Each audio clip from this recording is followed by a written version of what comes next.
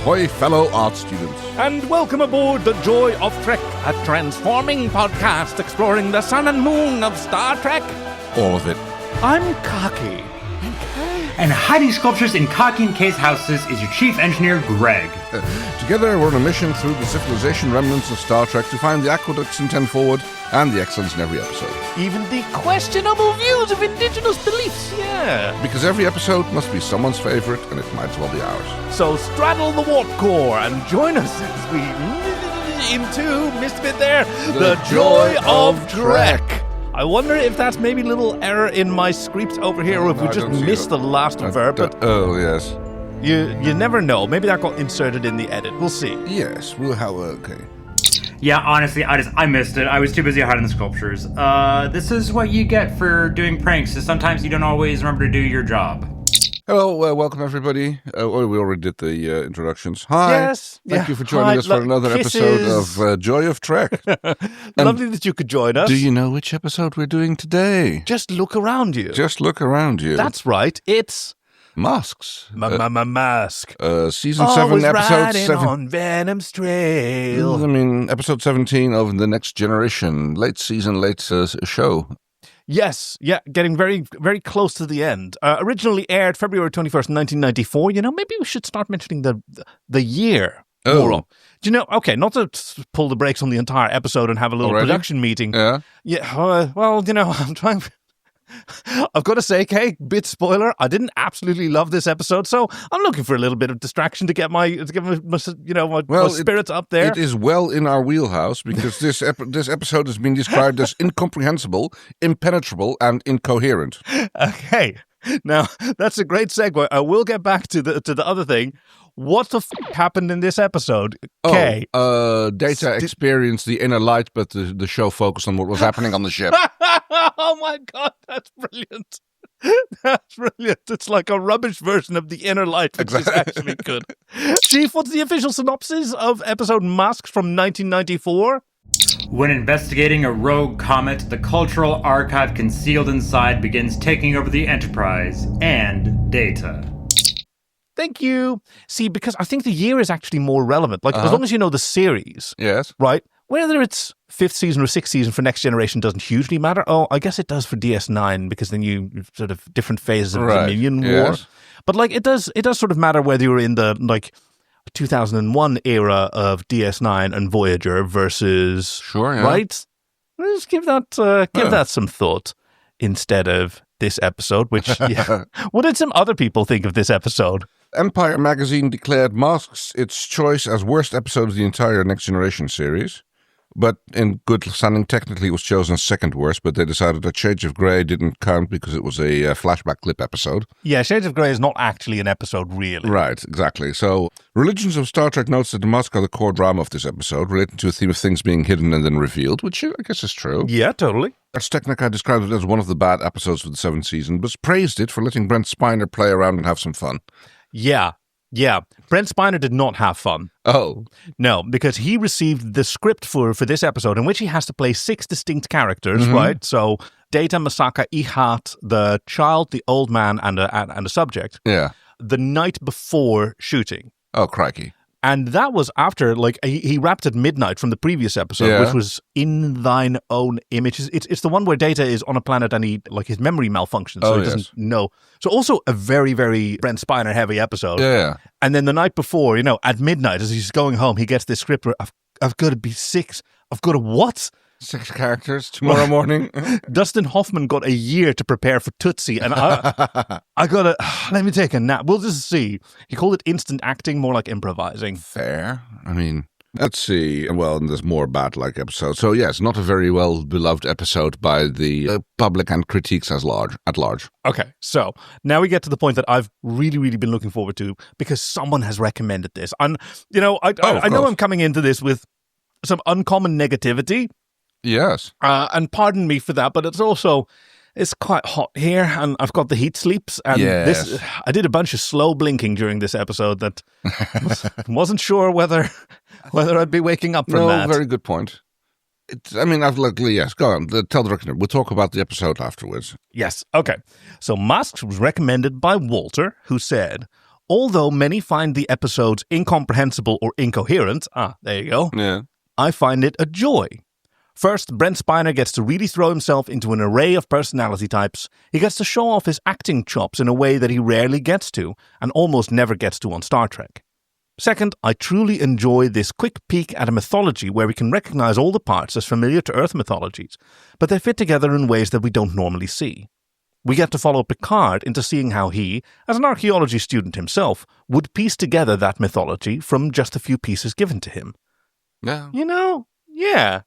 That is actually really cool. Actually, if you sort of focus on Picard, and I did have a few notes where Picard doesn't seem to be terribly interested in the rest of his crew. Yeah. But that sort of makes sense. He's, I've got that written down as a note as well. Picard flexing as amateur archaeologist. Yeah. And what fun that is. Yeah, totally. All right. Okay. So a redemption arc has started. We'll see whether I can be pulled along by this. Thank you so much, Walter, for recommending it. All right, let's see. Do we have any warp cores to eject? That's not how anything. Yeah, that's not how anything works. That's not how cultures work. It's not how they express themselves. And like, what the is that thing floating out in space? Now, there were some notes by the production team that the thing that transforms the Enterprise was like an advanced Genesis device that just misread the Enterprise as a planet. Well, I've got some critique about, Star Trek's InfoSec in general, because, like, how do you bloody hell get someone to hijack your communication sensors, your sensor array, and then feed back into your system, basically hack your way out of the sensors, like do a reverse engineer on technology which from 87 million years in the future, and then, like, standard Star Trek fare. Yeah, okay. How can there be magic rocks that block transporters? Yeah, it's Star Trek, man. There's just magic rocks. And, like, I think there's a little gaff. Oh, yeah? Well, it might not be a gaff, but, like, the first time Picard is talking to Ehat, he refers to what's the date? Masaka is the date. Yeah, he refers to Masaka as a her. Which out of nowhere, out of nowhere, yeah. That's just a little... assuming pronouns now, are we? Out of context. It's not how you do it. Yeah, so there's about that. What else? But those are just little... just little plasma events, That's like nothing serious that we have to seriously address. I've also got written down a bit of a non-starter, but I can't remember what that was in regards to. Anyway. Maybe the cold open. Well, no. This is way further into my notes. Oh, okay. No, okay, so that was it. Let's get started with the episode. I'm actually immediately coming around to this episode already, just because of its banality, right? So, in a way, yeah. I read this. I forget who this was, and I don't even know if the chief can find out. Chief, give it a shot if you can from this limited information. But it was somebody's like reflection on how people on Star Trek: The Next Generation, all the crew, have all these hobbies that they're just mediocre at, if not bad. Yes. Like Riker cooking an omelette. Because they're tryhards and they have to spend so much time on work that like they have to get their mandatory hobby time, otherwise they get in trouble with the counselor. So they have to... That's a pessimistic view. But so what this person said, like they have all these hobbies and they're not, like none of them are excellent at it, but that doesn't get in the way of their enjoyment. True. Neither of like themselves nor of like evaluating and praising each other's work and like really examining their shit paintings and their bad sculptures, because those are things that they chose to make. And the play that Crusher keeps shanghaiing people into playing it and watching them. And it's glorious because, that's a healthy way to spend your time in the world as a mortal human. I am also totally impressed with the way that apparently the matter obliterator bots from the Enterprise that we never get to see, but to do a smash-up job cleaning. Because, like, the classroom, like anybody who's ever been into the part of a classroom where they work with clay knows for a fact that it's not what it looks like. No, we have a beautiful sterile environment where there seems to be another adult civilian woman and Deanna Troi as they are walking about these tables. I presume that's Mrs. Nasu. Yeah, that's possible. And it's a beautiful but nondescript beige environment, as we see a lot of those on the Next Generation. I think it's just classroom. It's just the angle that we don't get to see it from later, because later we see the same classroom, I think, but now there's like symbols, letters all over the walls. From different scripts, but yeah. So there's all these child-sized workstations where several children in the phenomenal outfits of the 24th century are practicing their clay sculptures, and Deanna in uniform is sort of praising everyone. It is important that you be able to make the clay take the shape you want it to have. But you're not supposed to be concentrating on technique today. I'm here to help you focus on the feelings you want to convey with your sculpture. Oh, bit of trivia. This is the only episode of Star Trek The Next Generation with no guest actors listed in the opening credits. Oh, okay. Only Ricky Deshawn. Oh, what is his surname? Mentioned in the closing credits, but he plays Eric. Chief, who does he play? That would be Eric Burton. Who occurs in a few more episodes. And yeah, he says that he can't quite get this right. He's got this bird. I think the wings are too big. Oh, no, not at all. Because Deanna says, birds have wings of all sizes. But it's right. While it's important to be able to make the clay look how you want it to look, which is a skill of transitioning the imagined into the real. It's a very important skill. Just push all the bits of it that don't look the way you want them to. Yeah. Process of refinement. Certainly, like for some people, it's a necessary part of their ability to imagine things. No. Now, there's the aphantasia is not a recognized condition, but it is experienced by many people that they don't have an internal sort of screen to project images on. So they're pretty overrepresented in the visual arts, right? You want to. Because they're the ones who have to get it out on paper to get it to be able to So that's what she's encouraging him to do. For instance, what do you think about when you see a bird? And he says, tits. And she goes like, oh, yeah, well. I've got those. Make your sculpture make me think of flying too. Oh, no, got something wrong. Or she said the word wrong. Anyway. Probably. Also in the same room. I mean, Data's sitting in on this exercise, I guess. Like, does he always join? No, I guess. And I think that Deanna probably invited him specifically for this thing. Like it's like, oh, where were you off to and doing the kids? Oh, we're doing a little expressing ourselves through clay thing. I think that would be really good for your development towards being more human. Yeah, I think that's the kind of way that he ended up there. And then he phoned up to the bridge and goes like, "Hey, someone take my shift. I'm going with Troy." Yeah, but Kay, what if he always sits in?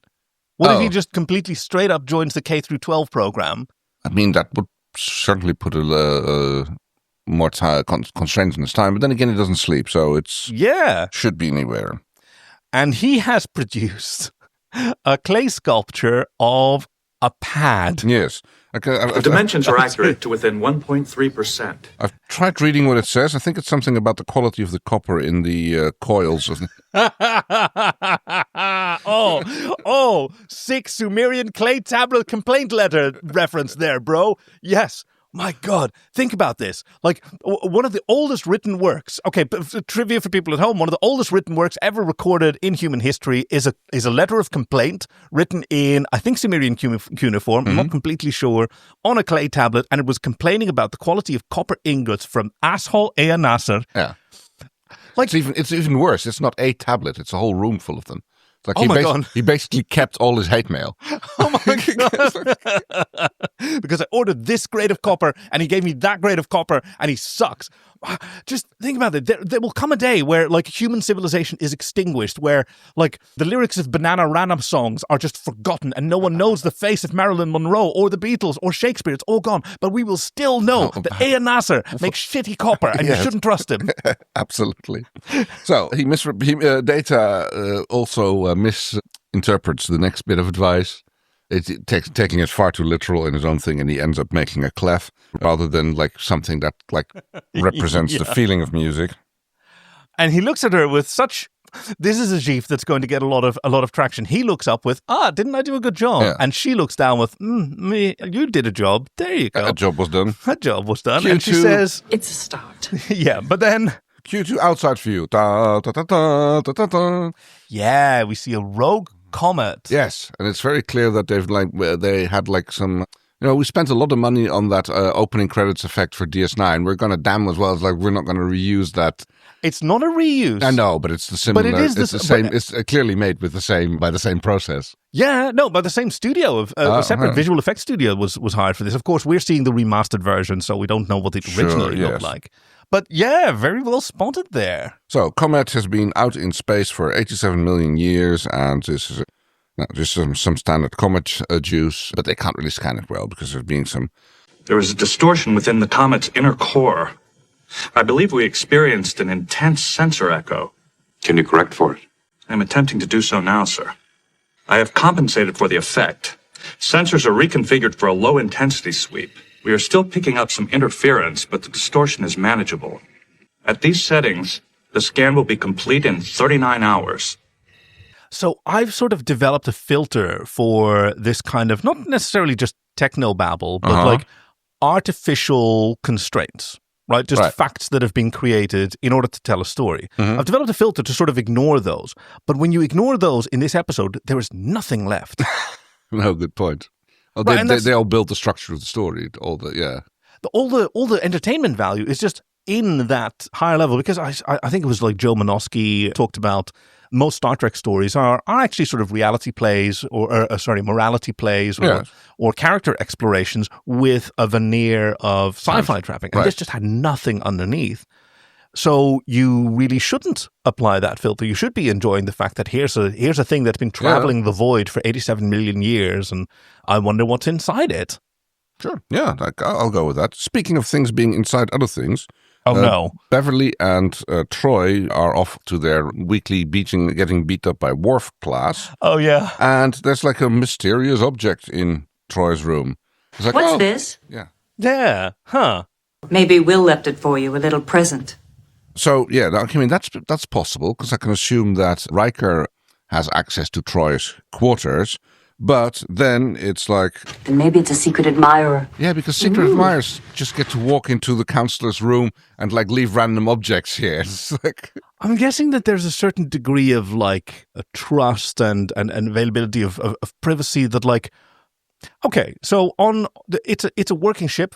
Probably any space can be accessed by like... Probably about 30 people have access to any space, right? And it will be logged. Well, yeah. Right? So you could find out who did that. But there's a sort of basic level of trust. Like, yeah, sometimes we enter each other's rooms because we need the comb or whatever. So not terribly surprising, because it could be about 30 people, but not worrying, because all they did was leave a gift. True. And it's like a series of blocks with carvings on them. It's kind of like a ziggurat or something, or an obelisk or a menhir, which has been... Sorry, an obelisk is the one that I was looking for. Oh, yeah. Which has been kind of like slightly more decorated than they traditionally are. But yeah, and it does have a rounded thing at the top, but it's very clearly not like for fertility rituals. No. Those require a really weird mortar to work with. It's not a pestle, yeah. Now there's another class. So this leads me to believe that he just attends all the classes. Well, it was they're still doing... I mean, I would say yes, but the other kids aren't playing with clay or working with clay anymore, are they? They're doing something else. Okay, so what about this has to be the next day. You don't just leave kids to do a thing and then go do Klingon calisthenics and then come back later on after you've had a shower. No, it seems like that would be, clay hour or whatever. Yeah, right. Although, especially when you're working with a medium like clay, then you kind of want to like get going, because if you like leave it sitting out for too long, it'll dry out and it'll become impossible to keep working on the item. No, you can put a plastic bag around it. That'll work. Wet cloth. Yeah. People have been doing that for centuries. So, yes, Data has refined something, though, because he's made a mask. It's actually really cool. It's a really cool design. And you know what? I'm kind of loving this again now, because masks are just cool. Yes. Right? They're essential to the human formation of spirituality. Like, we all start with animism is a hugely popular one. Well, yes. But like dancers... Okay, fine, that's how it starts. And then body painting, but then props. And props are like wigs, masks, the kind of thing. I am something else. Yes.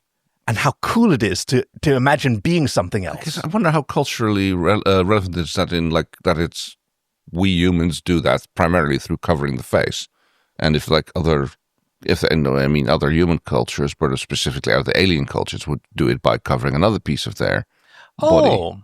Because for humans, the face is kind of like the thing that makes the person, or at least shows the person to everybody else. And we also sort of have we're biologically primed for that. Like, we have visible sclera, so we can see what another human is looking at. So that too, yeah. We have eyebrows for that expressiveness. So we're inviting the faces where we emote a lot, but not everyone does that. Horses, no visible sclera, you can't see what they're looking at. Cats also, like ears and tail, are much more important. Yes. Another species might focus a lot more on the boobs. Yeah. Right? Maybe that's where you express yourself. Pantomime boobs. Yeah. Yeah. So, yes, mask. Hold on. What? Yep. Going to animals. What animal do we have? Oh, what's is it a gibbon? No. What is it, macaque? The one with the huge red bum. The primate it's some monkey. Yeah. So, like, they're all about the bum. Yes. So that's probably what they decorate, an even bigger, redder bum. Yes, or there may be various shades of purple, red, pink, whatever. I'm thinking of you are going to have to lasso me because I keep veering away from this episode, possibly a little bit out of sort of irritation at how nothing happens. Do you know the name Onfim? No. Onfim is the name of a 13-year-old boy who lived in the 13th century in... Oh, I do know. Think what you're talking about. Yes. A region of Russia. And we know him because his homework was left by. This is an area of Russia with high literacy because of the availability of birches. And birch bark is very cheap and available to write on. So everyone there got to learn their writing. And like any 13-year-old boy doing his homework, he made scribbles in the margins. Yes, he was doodling a bit.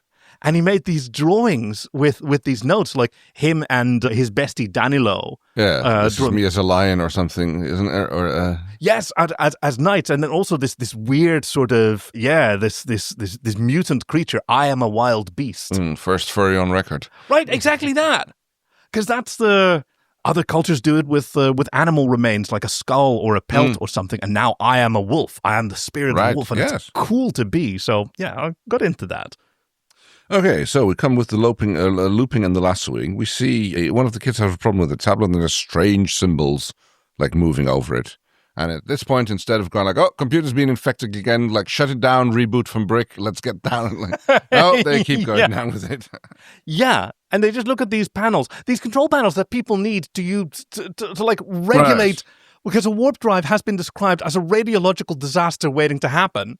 And we just have, like, the DVD screensaver hopping around the screen. That. Data does go and check it out with Riker and LaForge. And yes, here they figure out, like, we've traced it past from the replicates to the sensor array, and from that, the thing that we've been scanning. So, let me see. They've been scanning that comet for the past 18 hours. Those energy readings from the comet's core, that sensor echo, we still don't know what's inside that thing. Maybe it's about time we find out. I've noticed that you're not using a lot of clips, so I'm going to try and make that my mission. Because, like, those clips, they don't mean anything, but it's all... Ooh, it's all very surface level. Ooh, maybe this whole episode is a mask. Maybe there's actually secretly is something deeper going on. Well, we can find out about that. I mean, the deeper thing that's going on, there's definitely something hiding under the ice.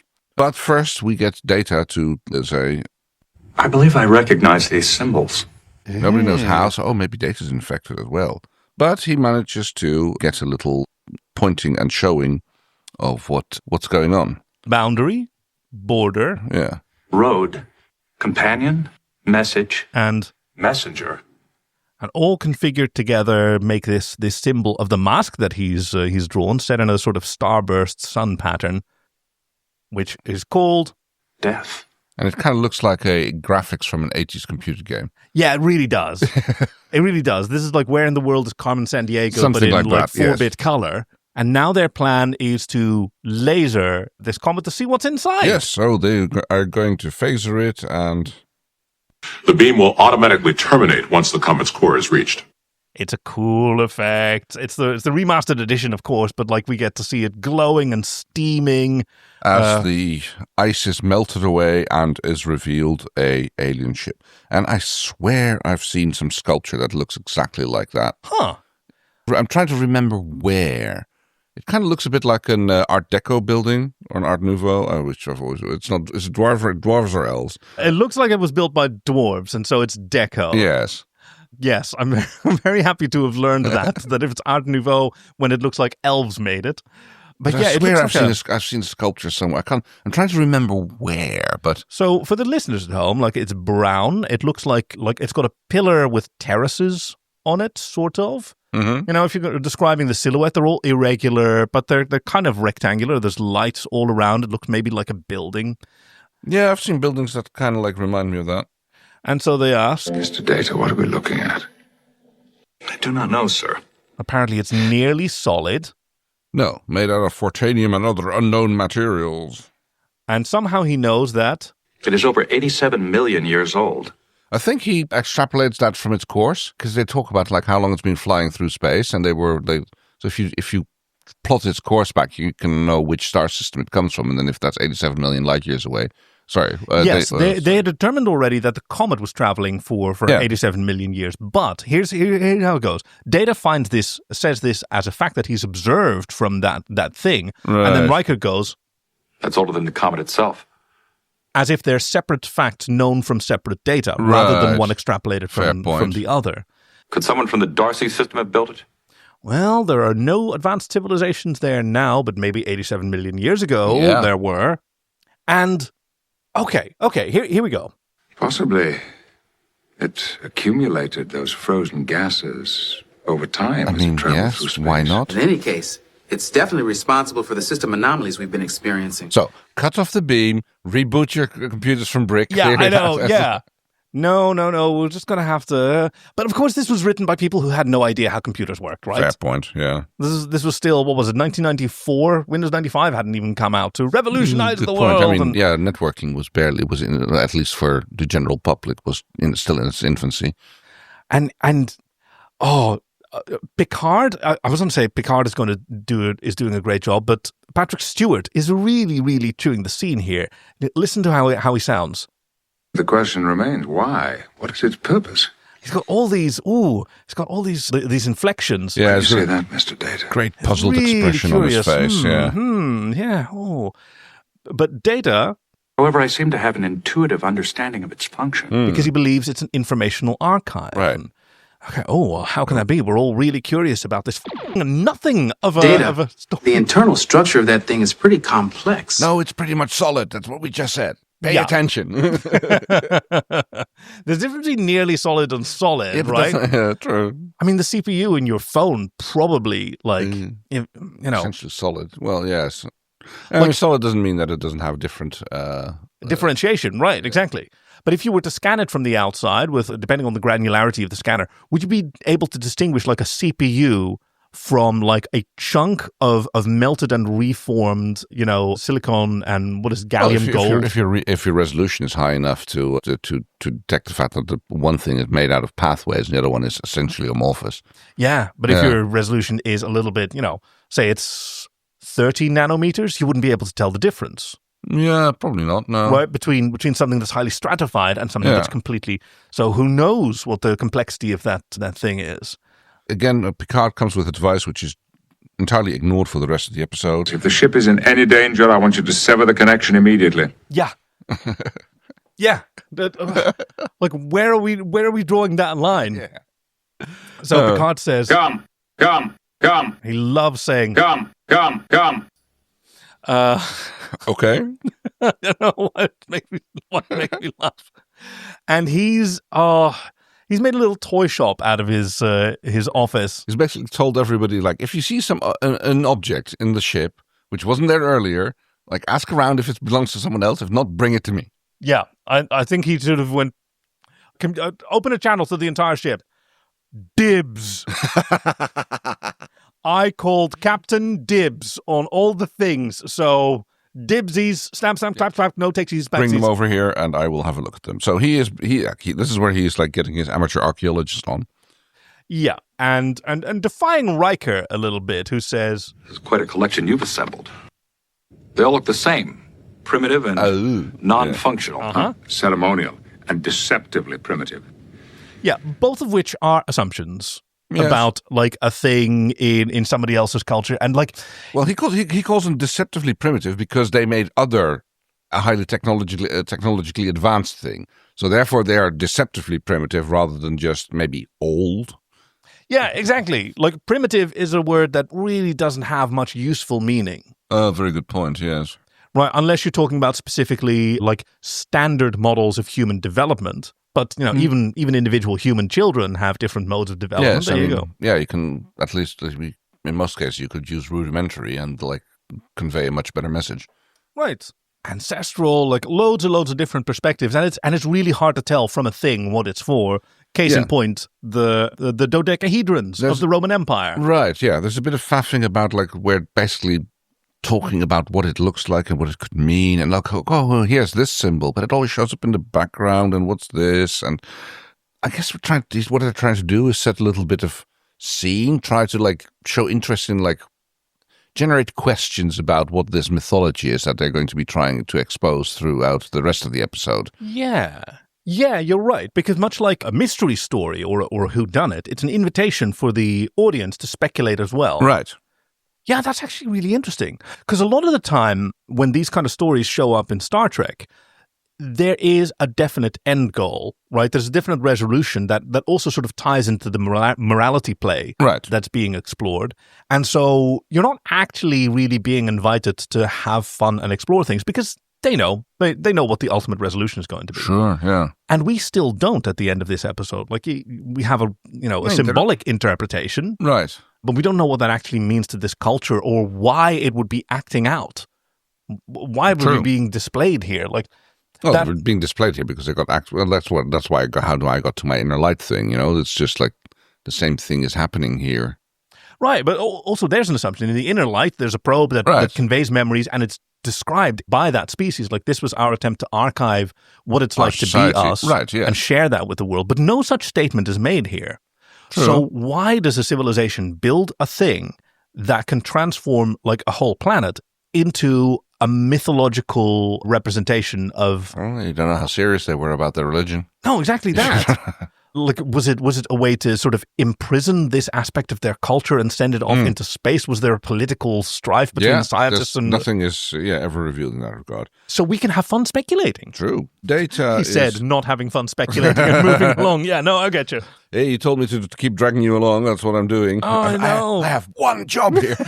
And you're doing it really well. He's also found the little clitoris that the stone tablet has. It has a little clitoris on the back, this little curve. Then he goes this clitoris. What do you think it represents? I have no idea. Yeah, so they're just completely clueless about what this... I mean, I don't know if you know what a clitoris looks like, but... Okay, I may be a gay gentleman, but I know that girls have completely different penises from boys. Right. So... Anyway... Lower synaptic functions are completely normal. Autonomous systems all check out. I suggest we examine my memory subsystem next. Yeah. He's got his thinking cap off, more or less, and a wire stuck into his positronic glowing back of the head. Yeah, he's slowly starting to lose it, essentially. He's not going to show what's going on. He's experiencing, as he says... I am experiencing a curious sensation. I do too, several times a day. It's okay, Dad. It's all part of growing up. But he asks a more troubling question. What does it feel like when a person is losing his mind? My mind is going. I can feel it. Yes. And Geordi is genuinely scared. Yeah, he goes all right, we're going to stop this. We're going to disconnect you. He walks back to his panel to have a quick look. And when he turns around, there's some weird goop. Yeah, sort of webbing. He's got a smooth brain now. The lights are still there, but there's all this ochre sort of patterning on there. And Asaka is waking. He's got the compass thing on his forehead and a little tablet-like ID badge on his chest. Yes. Now, did you figure out what that was signifying?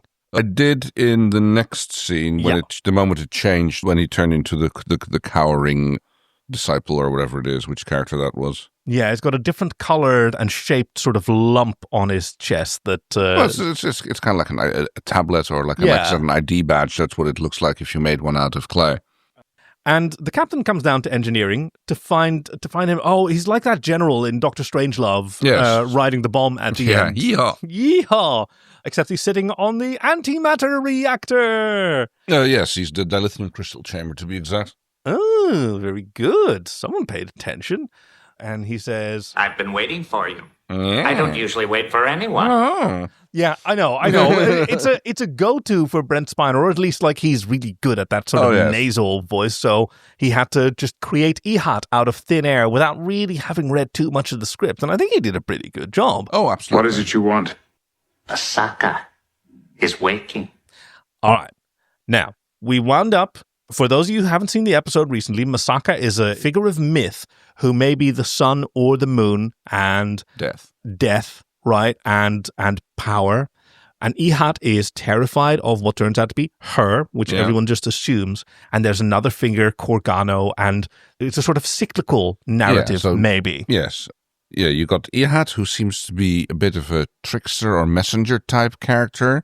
Masaka, who is like, as you just said, the star and death. Then you got, Ehat, Ehat is the messenger trickster type character. Masaka is the sun death kind of person. And who else did we Korgano is like the moon, but also the hunter, something like that, yes. So there's a sort of romance and pursuit theme. Now these are pretty, like, they're common concepts to us as Westerners with a very limited exposure to other cultures' mythology, right? So part of the fun of this is written by a Western non-anthropologist who's setting up a fun mystery for other Western audiences to enjoy. And I suppose so, yes. At that level, it is kind of fun to sort of extrapolate. But of course, we also have to always like emphasize that we don't actually know a whole lot about various other human cultures and like how they experience romance, pursuit, motherhood. Parenthood is a hugely complicated cultural concept, let alone how other species do it. So I'm sort of missing the humility. Right. Well, humility is rarely something like you see in Star Trek. Yeah, right.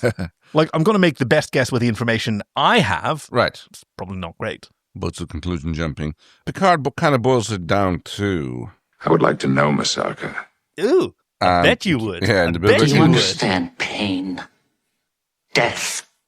That is all you need to know of Masaka. So, yes, that's kind of what it boils down to. So, and that's what Ehat said when he sort of splays sexily on the billiard table station in engineering. Oh, he's very sassy. He's got something, a little bit of Q to him. He does, very much so. Troy walks in, and Data immediately runs over, falls to his knees, and when he looks up again, his little ID badge has turned from copperish into white. Yeah. And he is some sort of supplicant to Masaka. Yeah. I want to say I am yours. Oh. Every part of me is yours. And now Picard goes... We should confine him to quarters. Yeah, you should, because he is a walking security risk. All right. Ship is like, we get to see that how much bigger this thing is in the Enterprise. I mean, you kind of saw that at first, like when they were shooting at the comet, but then it could have been a perspective thing. But here we get to see them flying in close proximity. It sort of looks like a drilling platform or maybe even a launch platform. Maybe, yeah. Like I said, it looks very much like a particular sculpture that I've seen. If I see it again, I'll try to come out snap a picture and maybe even remember where it was, but it doesn't matter. So, Geordi's analysis of the situation. Well, I looked inside his brain and I saw some new bits that I don't know about, so I'm going to assume... I think the archive is using data to create different people within its culture, much in the same way it used our replicators to create artifacts. So yeah, Data is basically acting out some sort of, maybe it's a morality play or a historical or a religious... So in the original script, these were archetypes, and then it was later changed to full-on characters, with names. And I sort of wonder why. Why are these characters in that archive? I mean, we're probably only getting like the top 1% or a random 1% even of its contents, but it's fascinating to think about. We don't really get a lot from the episode about that, but we can have some fun. No, there's you'd expect there to be a little bit. I mean, there is a bit of a story, so that's why I'm thinking it seems like more of a passion play, if anything. Ooh, I like that idea. Tell me more. Okay, it's like essentially that's what's happening. So first we have the Isaka, no? Ehat. And Masaka. We have Ehat show up, who basically warns the audience of what is about to come. Yeah, because he is fleeing, or he has fled. He has Masaka, fled, and he's like, now I'm trying to, and now apparently he's being chased by Masaka. Yeah. Now we get the next character who seems to be quite of a different opinion towards Masaka. Yeah, the devotee. Devotee, was also terrified of her. Yeah. And then basically the story progresses like that. We get to see more and more characters and their particular interaction of Masaka, and then eventually Masaka themselves show up, and then the story gets pieced together of how we actually figure out what their relationship is, ish. Yeah. But that's how you could read everything that Data does, and how people, they get to interact with a kind of a passion play is like almost what I would call it. Interesting. Like, maybe that's how this society worked. Maybe they were like the Temarians. They didn't have a very strong concept of individual self. Right. But organized their civilization and even ran their lives according to these other, I am Masaka this year. That's how this society works. And next year it might be someone else, or after my death. Right. Yeah, also a very interesting concept. Picard goes to talk to Data, and because there's no one more qualified on this entire ship. Right, because he's the amateur archaeologist. There's 1,013 people on board. Like, some of them are like translators and cultural anthropologists. Oh, they must exist. Yes. He basically goes like we still have the groveling supplicant mode that Data is in, and and Picard goes like, I need to speak with Ehud. Is Ehud in the room? There's a little, yes. Is this Ehud in the room with you now? With us? Yeah. And he does this, like, he goes from, like, sitting respectfully on the floor to, like, crossing his legs and doing a slutty little hip cock there. Yes. It was very seductive, that Ehud. And he chides Picard. That was a cruel joke you played on me. Because the fact that a woman walked into the room made him assume that was Masaka and flee, leaving space for the devotee. And he was, he's not very impressed with the whole thing. You won't catch me humiliating myself for a woman, even if she were a queen. Troubling gender attitudes there, Ehud, but... She's a lazy creature. She spends most of her time sleeping. So if this is a sun-moon myth, which it seems to be from the information we're getting, I mean, that assumes a planet with our moon and our sun in the kind of configuration that we have, which is... not very common, actually. Moons are not usually as visible from a planet as ours is, because it's massive. Yes, true. Most moons are tiny and would barely be visible, certainly not with the naked eye. Well, quite well. I mean, we can see, you could see most moons with the naked eye. I think there's photos from Mars. From Mars, where you can actually see the moons. I mean, they're small, but you'd be able to and they are very bright in the sky because they're so close. Yeah, all right. Also that. I mean, it might be more of a bit of a three-body problem thing, like, when you've got like two suns, and one of them is like most of the time it's hidden, but when it comes out of hiding behind the other one, it maybe is much more like active, and like suddenly the planet gets bombarded with very dangerous rays, and what she does when she's awake is much more troubling than when she's sleeping. Oh, that's interesting. Yeah. Another heavenly body that's more dangerous than the regular one. Right, exactly. And has a maybe an irregular period. And whatever Corgano is, maybe... Ew. Yeah, you're right. I mean, because he says, okay, Picard asks... Then we should try to keep her asleep. Which Ehud thinks is a ridiculous idea. Try to stop the sun from climbing the sky. No. Only Corgano can do that. Yeah. Okay, so it's not just about, like, Corgano being the moon replacing the sun. He can stop Masaka's rise. Or, at least obscure her again. So I'm leaning towards that kind of interpretation. Or maybe their planet was like a moon around a gas giant, and their eclipse is a much more significant, like a longer period than like night. Yeah. Well, that could work, So, let's see what happens. The ship gets grabbed by a tractor beam. Oh, yeah. And Picard gets grabbed by Data. Yes. Who's inhabiting the mind, or who's being inhabited by a child. She's going to hurt us all. By the way, the camera work in this episode is fantastic. Oh, absolutely. Like, there's a scene on the bridge where Riker is talking, There was an emergency reported in 10 forward. Mr. Worf's on his way. Captain, there's some kind of energy pulse coming through the tractor beam. And the camera just smoothly goes over his shoulder and focuses on Geordi. It's all these beautiful compositions. And it turns out that, yes, the ship is now slowly starting to be transformed because the first bits of the temple are being constructed in what appears to be 10 forward, I think. So I don't think it's the temple because they later trigger the creation of the temple deliberately. True, and that's in a hallway, but... So this is just like bits and pieces of possibly an entire city, maybe an entire planet. Mm-hmm. And we see a large version of the non-fertility symbol that Deanna was gifted by a secret admirer. Oh, dearie, dearie, dear. Because it's got the same construction, like 3 blocks I get stacked it. on top of each other. And there's like this egg-shaped thing on top with the compass symbol on top.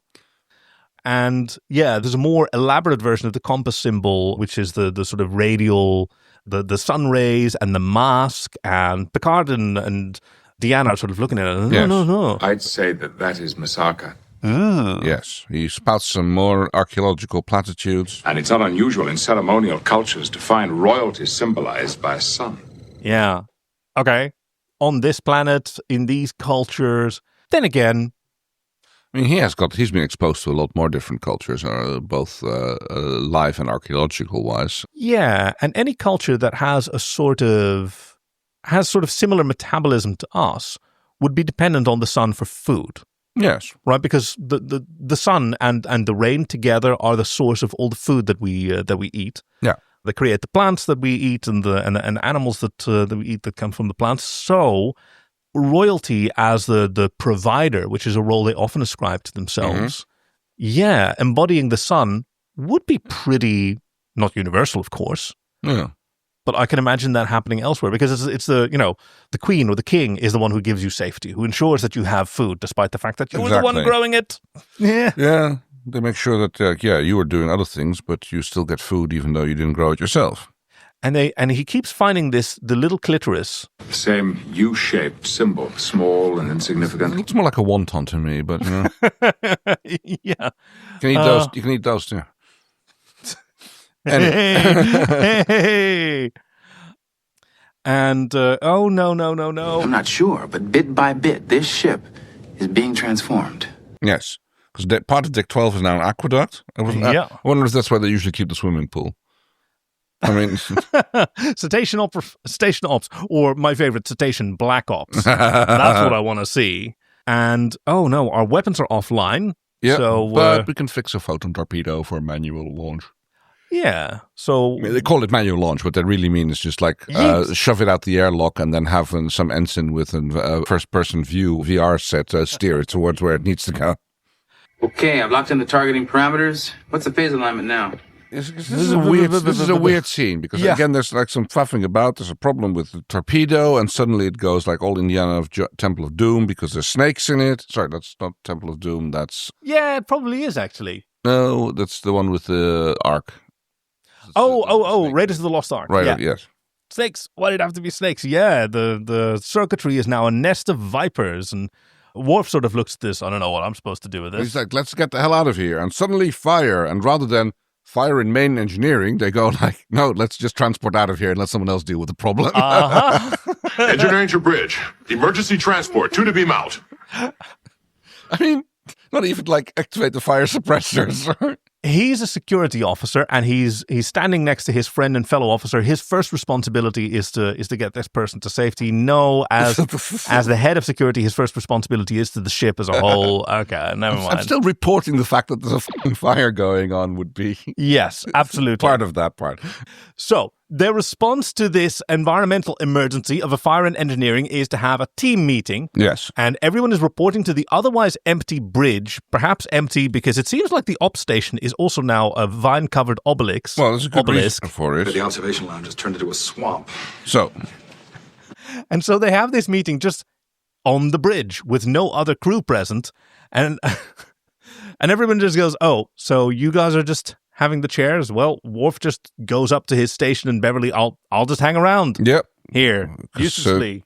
Because Troy's sitting... Well, I mean, it's not her chair. I mean, that's actually Troy's chair, but occasionally Beverly sits there as well. But yes, it turns out that the ship is slowly being transformed. The stone The artifacts are made much the same way, extrapolating from the ship's own alloys. Basically, the ship is being eaten up by the thing, and it's basically turning it into a Masaka City. Yeah, including living organisms. Apparently, the archive can reorder and transform molecular structure, including DNA, into anything it wants. Let's hope that they're going to be careful when they get to the warp core and the antimatter reactor. Yeah, and also the kindergarten. Before they start getting transformed into, salamanders or something. Puppies. And Picard puts his curiosity aside a little bit. Well, whatever the intent that lies behind its process, I'm not going to permit this ship to be turned into an alien city. No. Okay, so what are you going to do about it? I'm going to talk to the boss. Yeah, because Geordi has an idea. If I could locate the transformation program, I might be able to control it. And he has another idea. That's a good idea, but I feel that the answer lies there, with Masaka. Ooh. Yeah. You must find her, access her, talk to her. So he goes to find Data, who is in his quarters and who's made a little campfire. Yeah, that's fun. That's a good idea. It looks like one of the stone slabs that the non-dildo is made from. It's basically a burner, basically burning bowl stone thing, little gas flame. Yeah, and he's sort of decrepit and huddling there. He says, "Difficult to stay warm." And Picard is trying to interrogate him through the haze of this character. Yes, clearly Masaka is this man's daughter. Yeah, but she's forgotten him. Yeah, children grow, forget their parents. But it turns out that she won't listen to him anymore, and only Korgano can talk to Masaka. And then the flames suddenly brighten because he dares to ask who Korgano is.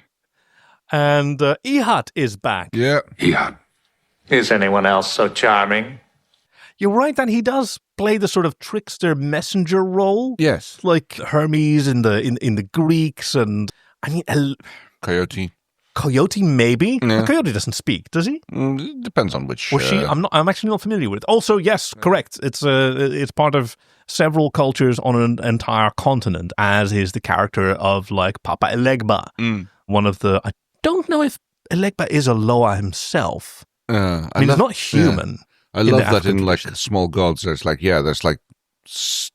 a dozen different Jesuses, because like you got Mexican Jesus and you got Jesus. American gods. American gods. What did I say? Small gods, which is a Terry Pratchett novel, but similar themes. Actually not that far off. And there's like 4 coyotes as well, because there's different ones from each. Yeah, but like if you can get an invitation to the coyote room party / orgy, that is a good week you're having. Yes, and you probably end up with a snoot full of ketamine, but yeah. Anyway, he gets a little bit tired from Picard pestering him. Stop asking me these questions. I was fast enough to get away from her once. I don't want her to find me again. I'll wind up on her sacrificial slab. Yeah, if she's looking for a sacrifice, she can take me. Yeah, I'll come. Come. And he's like, oh, right, yeah. Better you than me. Right. Yeah. Takes him up on the offer. But apparently the result is the temple must be built. That will get the attention. And it needs a sign. Yes. Give it to me. Give it to me. Give it to me. Give it to me. Give it to me. I'm having a lot of fun with these. I'm going to favorite that one. I saw the sign, opened up my eyes and saw the sign. And Ihat grabs his hand and starts to draw on it, which is really cool, actually, and kind of intimate. And a line as the unending horizon. And then a curve as the... Oh no! She's found me. Oh no! And Ihat is gone. Yep. Despite Picard's attempt to... Masaka, show yourself. He was not fast enough. And now the old man is back. Who asks... Bitching about the call again. One of my children. What a slut. But he also tells him... Korgano no longer pursues her. And he's the only one who can stop. So apparently Korgano has stopped doing the thing that Korgano is supposed to do, and which is... Oh, maybe an astronomical event. Could be, yeah. right, that altered their ancestral civilization and is still a story that's being told, or your maybe not, three-body situation. Yes. But fortunately, the old man also knows the sign, which I've noticed that is actually visible on the kid's tablet in the very first time that the symbols show up. No, really? Yeah. Okay, A so line this... Oh, yeah. The unending horizon. And then a curve, and then... A point is a distant bird. I'm going to scroll up. Hey, you keep doing the podcast. I'm going to scroll up and look at the thing. And he is... and then finally a ray of sunshine or something. Ray, a drop of golden sun. All right. Yeah, you're right. It's kind of there. No, I know. Just Yeah, when he says... It's not working right. Yeah, in sort of darkish yellow. Very good. So, did Masaka... Where is everybody else? Did Masaka kill them? No. She sent them away. It will take them days to die. So, yes, they were... Yeah, she's unphysical. Everybody's like now starving or shivering cold. The sun is gone, but Masaka's the sun, but now everybody gets cold. I don't know. Yeah. Oh, no. Do you want to speculate on it? Oh. I mean, Masaka is the sun, but also the sun can like send people away from the sun. So, and maybe their planet or moon or whatever it is get flung around. And now it gets sent into the cold part, and then it could be something like the Earth has a. It's not really a moon, but it's an orbital rock, which basically Wawar, I believe I think it's called something like that. And basically, what happens is like when its orbit is slightly faster than the Earth. Mm-hmm. So then it catches up the Earth, and then it gets accelerated even more, and then it gets thrown into a higher orbit. Because it sneaks up on the Earth from behind. It's pulled in by the Earth, which accelerates it, which pushes it into a higher orbit, which makes it go slower again. And then when the other thing happens, it's like when the Earth comes up behind it, it decelerates it because of gravity, which throws it into a lower orbit again, which means it's faster, and then it runs away from the Earth again. You've played a lot of Kerbal Space Program, haven't you? Orbital mechanics are weird, man. Yeah. But also, like, its orbit is perpendicular to the plane of the solar system. Oh, is that what it is? Yeah, it's huge. It's massive. It just happens to have, like... I think we might be talking about two different things, but yes. Oh, okay. Well, this is the one that I thought was... Krenia. Yeah. That's the one I'm talking about. Krenia. Cruithne. Krenia is a Gaelic word. Ah. But, like, that's the one... It happens to have a period... an orbital period that is a multiple of Earth's solar period. So it's technically like it shoots up and it's technically pulled down by the sun, but by the time it arrives in the plane, intersects with the gravitational field of Earth and like is prevented from just plunging through the solar plane by Earth's gravity, which flings it back up again and then catches it. It's sort of, we're doing a juggling act. Wow, very cool. Let's see, what are we doing here? Let's go with this. Any progress, Mr. LaForge? Yes, he's found the program, and he says... If I input this one, it should initiate the transformation program. And I mean, okay, now I know, and now that I'm looking at the symbol here, it's it's like basically someone like hitting a ball with a golf club. It kind of is. Okay, how did you notice that? What? That symbol was on the kids' panel. I just noticed it in the when we were going through the GIFs on the. Well done, good eye. Yeah, and I didn't see it during the episode because then I wasn't. I saw the episode things, but when we were going through the GIFs, I got to the one on the panel and I'm like, oh hey, it's already there. Very good. So the temple needs to be created. Like Geordie's like, this will probably happen, but it's got one caveat though. This is the wrong symbol. It might turn the Enterprise into a big chunk of rock. I think we have to risk it. Really? You don't want to evacuate the ship first or, send a shuttle with all the children in it away? Yeah. Really? I mean, they decide to sacrifice Deck 14, I believe, for some reason, assuming that, whatever they're going to do is going to be confined to that particular deck. Yeah. Lots of conclusion jumping here again. And it's a really, really cool shot. I'm definitely favoriting this Jeep. It's a wide-angle, low shot of the people standing in this hallway, and then the hallway sort of melds, and it's like a warp effect almost. And now they're standing in a massive space. So, I mean, it sucks for anyone whose toilet happened to be right above here, because that's not a thing anymore. So it sucks more for the person in the room below. Yeek. So here's I thought they did a cute little fake out. when you see Diana wandering up the steps towards the throne. Yeah. And I kind of expected her to sit down in it, and then suddenly we get Masaka. But yeah, exactly. It may be some time before she shows herself. Just as she's walking up to the throne, but then she doesn't. No. By the way, fun fact, this set was built on one of the DS9 sound stages. Oh. Because the big Next Generation sound stage was still in use for Thine Own Self, the previous episode on the planet where Data lost his memory, and it would take too long to break down. They had some space over here. And this same set, Masaka's Temple, was reused as the Albinos compound when the old Klingons and Jadzia go on their revenge mission to a compound. Nice. So they got some use out of it. Good. And Deanna notices something. Captain. Yes. Because the giant sort of star butthole and the clitoris are both in view. I'm using clitoris in the metaphorical sense. No, obviously, I know that it's not an upside down sort of disc. I don't know that it isn't, actually. What does anyone really know about clitoris? Has anyone seen one up close? Hard to say. I'm pretty sure that a lot of people have seen one up close. Wild speculation, Kay. This set is so cool.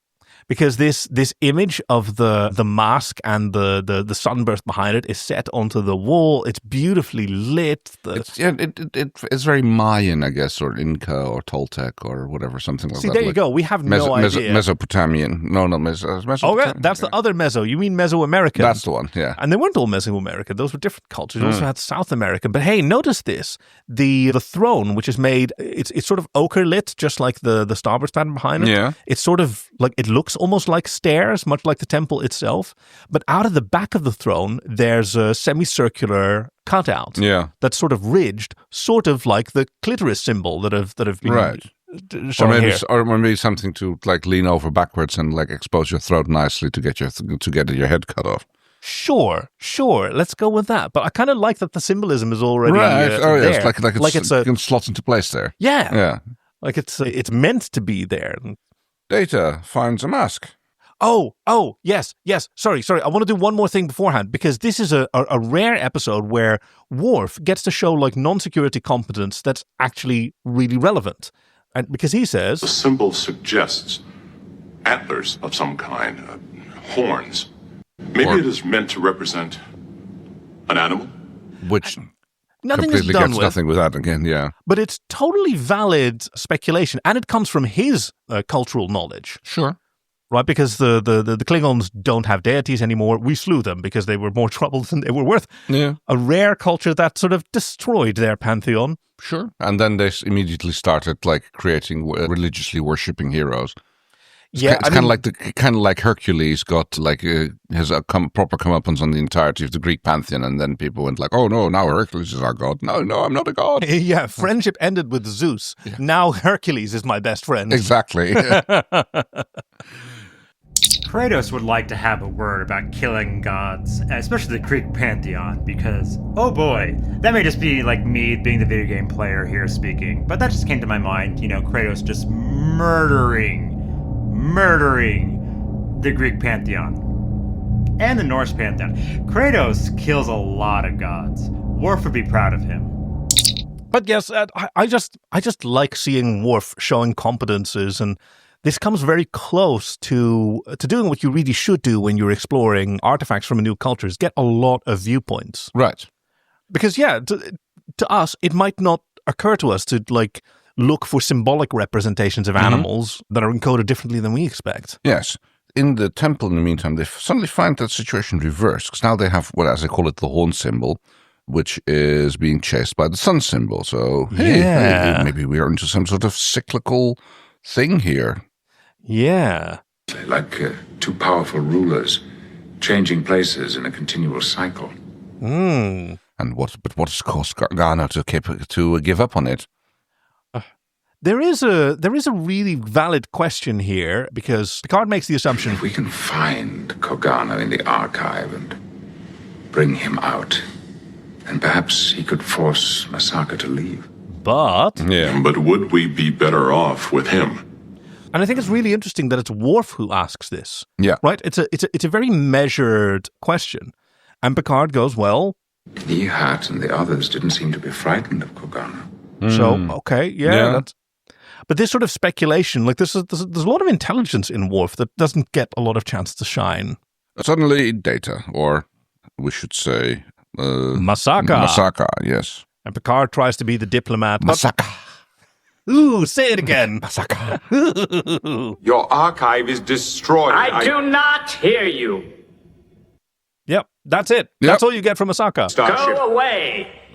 Yep, that's what she sort of expects. And okay, I guess we will... are going to go and talk. Yep. Us then, I guess. So they go back to the symbols, and rather than trying to deal with Masaka directly, it was like, well, last time we put a symbol into this whole system, we got a temple which summoned Masaka, which we were trying to do. Now we really actually decided that we want Kogano, so why don't we just throw Kogano's symbol in there and see what the happens? Yeah. Like, okay, if evacuating the ship isn't an option, then this is kind of a valid approach. It's so weird. You don't see anybody else on the ship now. No. I mean, literally not. I mean, this is just the bridge queue. Other than the kids and the teacher in the first... Nothing seems to... Yeah, actually, hey, we joke about this often, but like right now, why? Have they just forgotten that anybody else exists? have they all been converted into biomatter and have they just moved on from that? Who knows, yes. They might be like hunting through the forest or something. It might be like that episode from Strange New Worlds, you know. Oh, yeah, in the Elysian forest. That's the one. And what this symbol produces when it's fed into the transformation matrix is... Another mask. Yep. Because whoever wears this, therefore, must be Kogano. Right. Picard goes like, well, that's going to be me. I kind of dig this mask. It's a nice mask. It's silvery rather than... Ooh, I don't know what the other one is. But earthenware, sort of. Ish, yeah. As if I could somehow incorporate myself in their ritual, then perhaps Masaka would listen to me. I wonder if this scene is like when they started considering casting him as Dr. Xavier. Like, you know, like, oh, he does that whole eye mask thing quite well. Oh, yeah. That head does look good when you put some sort of metal shit on top of it. Right. And he says... I would imagine I'm just going to improvise. Which he does marvelously. Yeah. I wonder if Beverly's watching all this going, ooh, I've got some ideas for later. You're going to be Jean Valjean.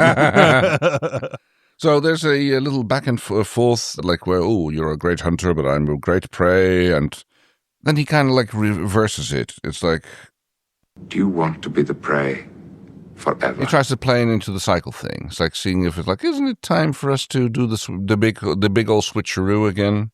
Yeah, because he sort of intuits that there's an antagonistic relationship, but that it's a game that has to continue to be played, and there are huge stakes, but neither of them want to win.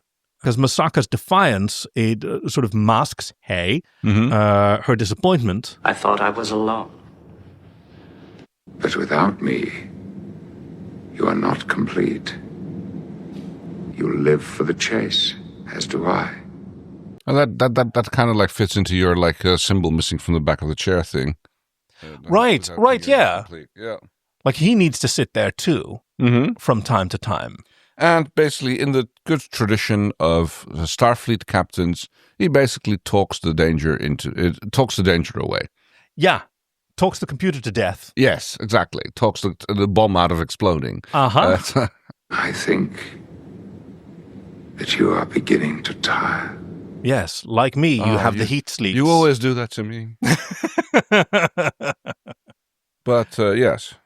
So that you can wake with the dawn and begin the hunt again. Oh, he wanders off. I'm eager for that. He's eager and immediately falls asleep. As he walks off, the mask disappears, the corridor returns back to normal. Different corridor, I think, but it's a beautiful effect nonetheless. Yes, it is. Well, he's walking in a different direction.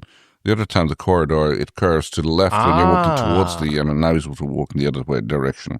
Good job. Data is there just like, hey, Data, funny, like seeing you here. You okay? I am not entirely certain what has happened. All right. Well, nothing to worry about. Well, he does ask. Have I been dreaming again? Who knows? It didn't wind up so destructively last time. Yeah. Starfleet has dispatched an archaeological team to study the archive further. it will just never come up again. We're No, flying away from this. Okay, also, why don't you hang about defending this thing that can reconfigure a starship? Put a little warning sign next to it. Go like, hey guys, don't come here.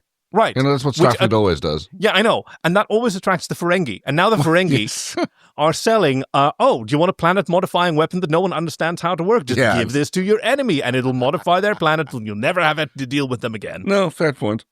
There's a little back and forth between Data and Picard. It's called a scene. There's just a scene. It's not a little back and forth. Or, as you once pointed, mumbly-bumbly. Where we see the mask again. But I don't understand. I thought all of the alien artifacts had disappeared from the Enterprise. That one was not created by the archives, sir. That is the clay mask I originally made. I have since painted it.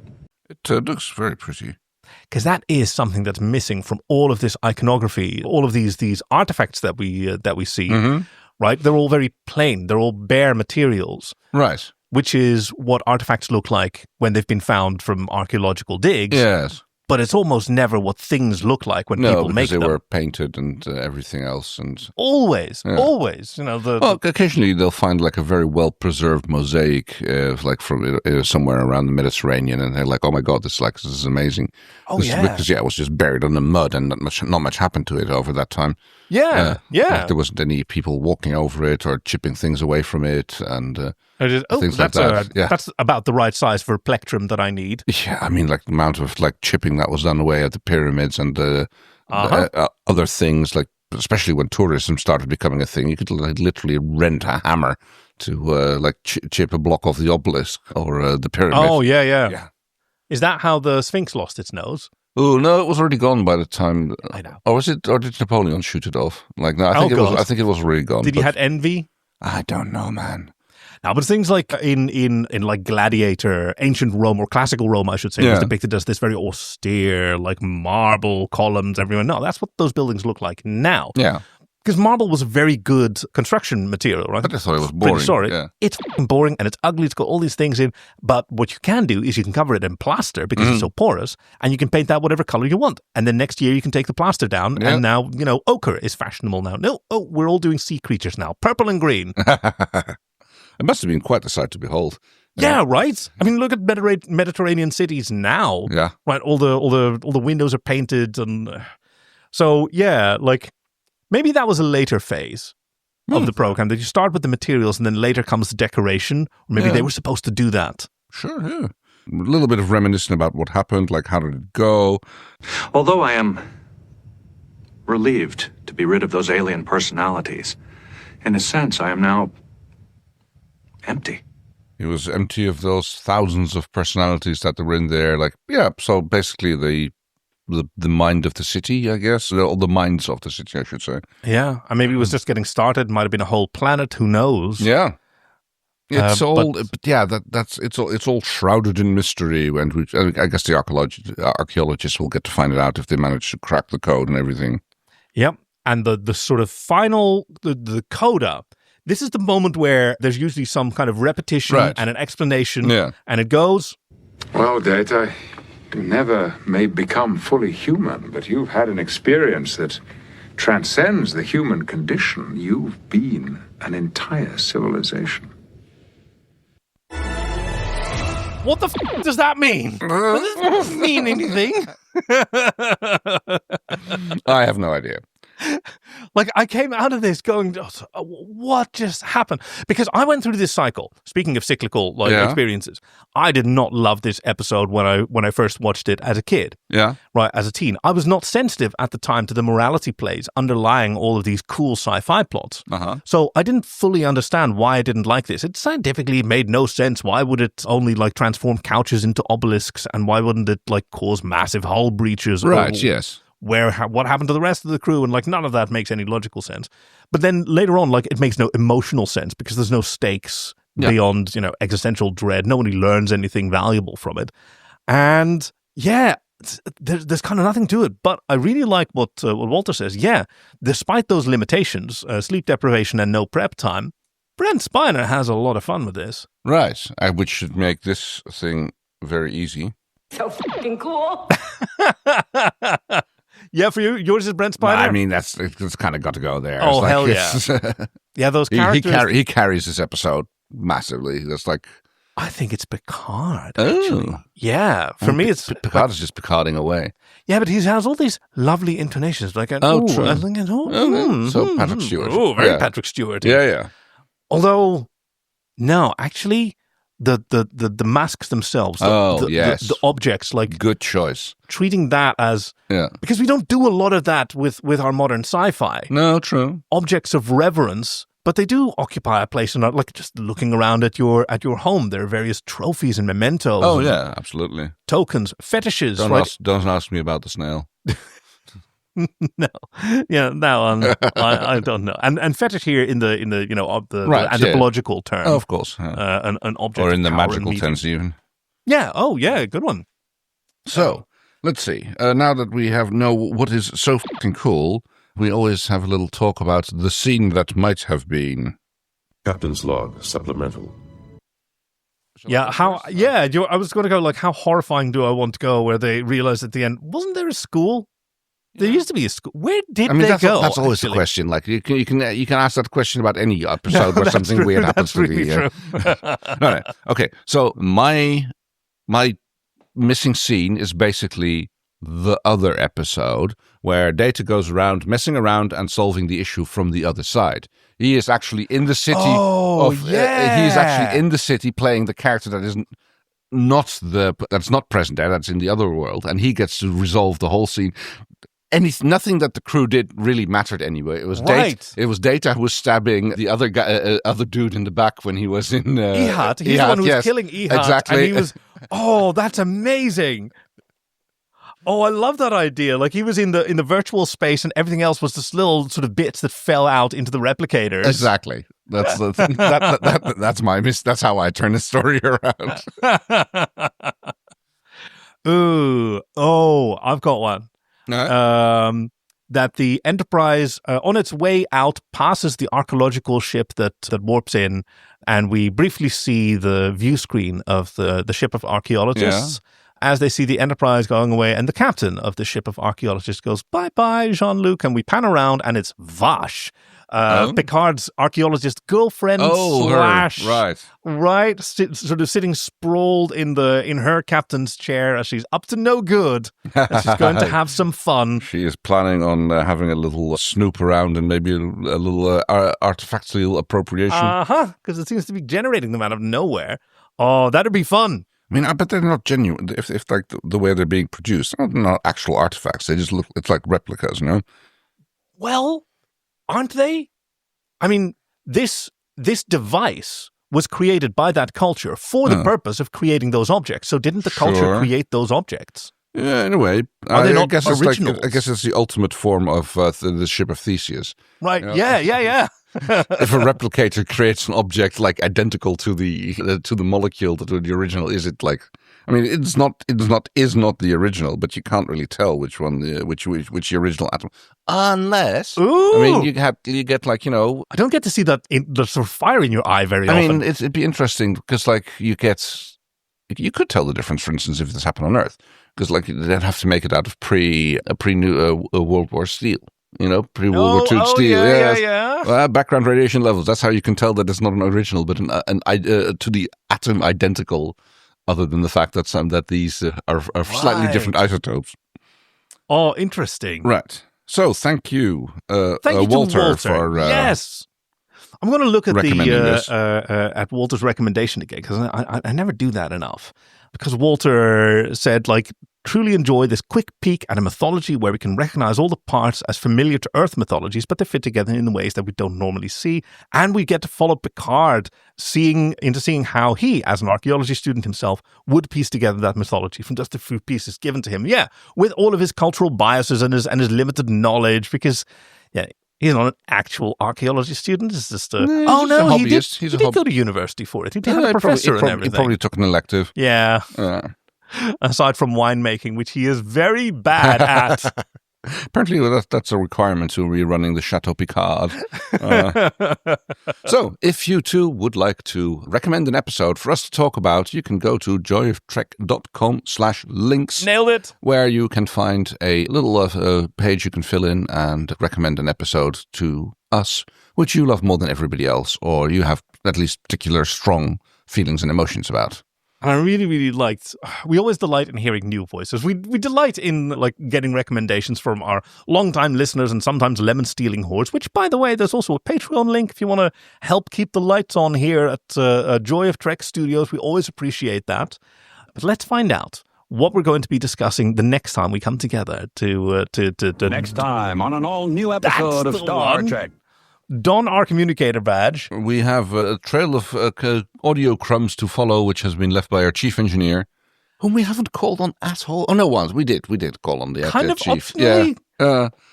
I've noticed in recent episodes that Chief isn't waiting for us to call him anymore all the time and just sometimes drops in with le mot juste just to carry on. The appropriate. Yeah, thank you for that. All right, here's the first clue. It's not that. It's just, I already have a man. All right. Okay. There's a degree of sass there. I don't know if it's someone who's pretending, yes. They're in a holodeck simulation or something. Yeah. All right, clue 2. I'm not about to perform medical services for a pair of common thieves. Oh, that sounds like the doctor from Voyager. Yeah, a pair of common thieves. Yeah. Oh, interesting. Oh, dear. I hope you're not getting sick.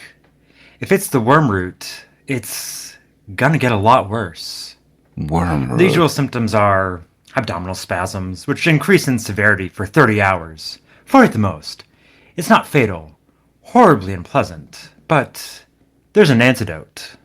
Okay. This sounds like it's the doctor, right? Oh, he's the only doctor who would talk like that. It's be that flippant with his bedside manner. Oh, Bones maybe Pulaski. I mean, it sounds like he's pulling a fast one, to a right? certain degree, yes. Yeah, exactly. Oh, intriguing. I'm making you a patient in your own hospital. Huh. What? So, okay. I am thinking. Look, part of the reason that I'm thinking the Doctor from Voyager is because Greg is doing a great Robert Picard. Yes, exactly. Last one. Oh dear, we're no closer to the solution. Yeah. Lava Blue is your critical care area, I presume? Lava Blue is the area where it's most critical that we provide excellent care. Oh. I have maybe Phlox even? I am entirely clueless. Level Blue? Maybe, this is a rare case where Phlox would be, Phlox could also be especially with pulling the fast one. That's very much a Phlox thing. And it's the worm root, which he's talking about, which is also a Phlox thing, just like having weird shit. Yeah, weird right. Weird alien stuff. In his phylactery or whatever you call it. Yeah. Well, pass. Yeah. A rare double pass from us. Now, a few listeners at home are probably screaming into their headphones. Yeah. But Chief, tell us what we'll be discussing in 2 weeks. I'm sorry to say that our episodes of Voyager are back to depressing ones because the episode is Voyager 705, Critical Care. I have no idea what that is. Completely blank.